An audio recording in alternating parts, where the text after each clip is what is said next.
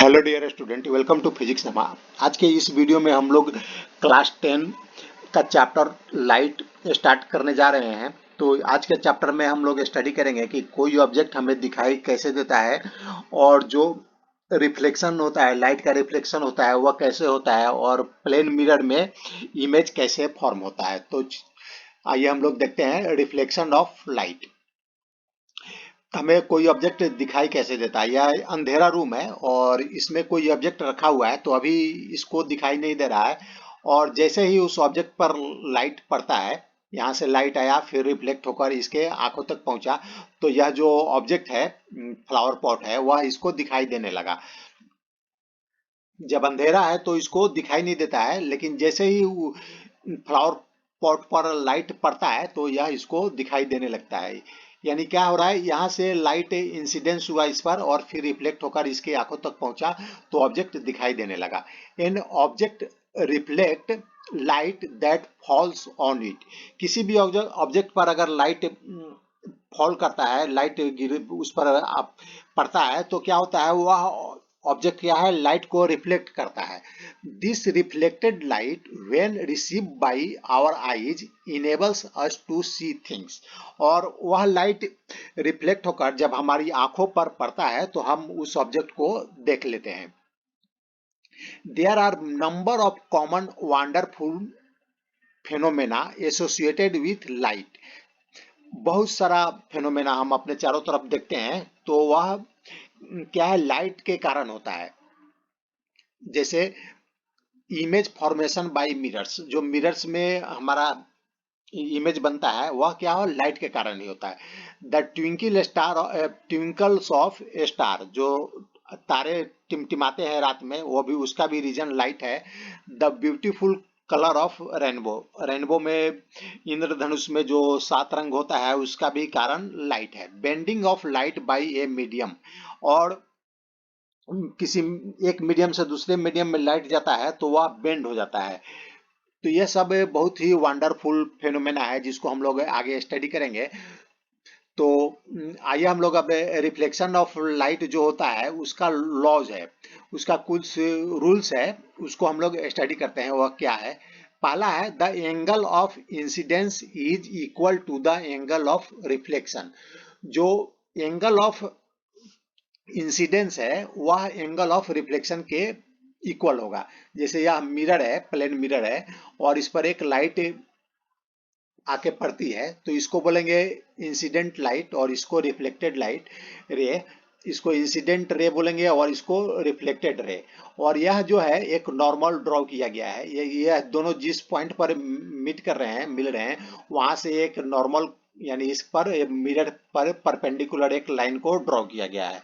तो इसमें बोला है कि द एंगल ऑफ इंसिडेंस, तो एंगल ऑफ इंसिडेंस क्या हो गया, ये जो इंसिडेंट रे है नॉर्मल के साथ जितना एंगल बनाएगा उतना ही एंगल जो रिफ्लेक्टेड रे है वह नॉर्मल के साथ बनाएगा।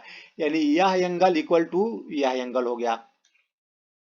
और दूसरा रूल्स क्या है, लॉ है, the incident ray the normal to the mirror at the point of incidence and the reflected ray all lie in the same plane.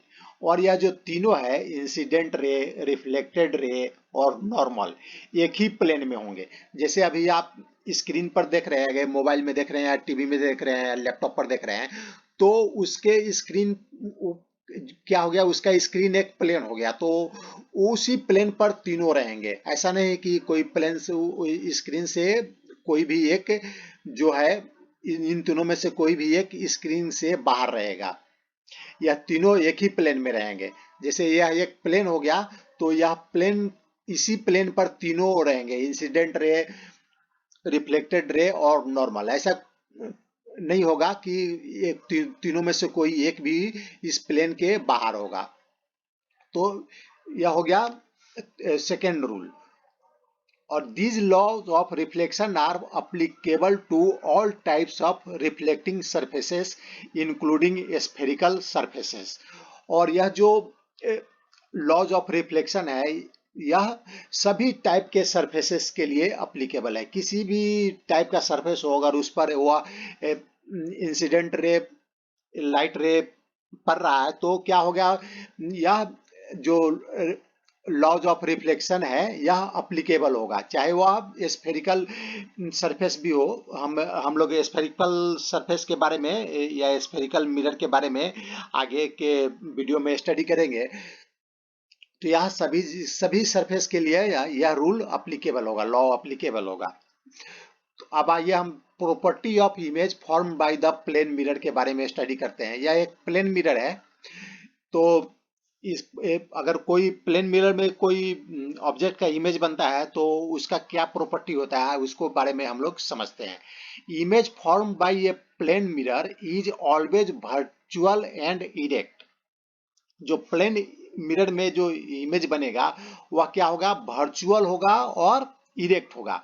Virtual का मीनिंग हो गया कि हम उसको टच नहीं कर सकते हैं, टच नहीं कर सकते हैं यानी उसको हम किसी स्क्रीन पर इमेज को नहीं बना सकते हैं। और इरेक्ट माने सीधा, जैसा जैसा यह सीधा है इसका जो पोजीशन है वैसा ही इसका पोजीशन रहेगा।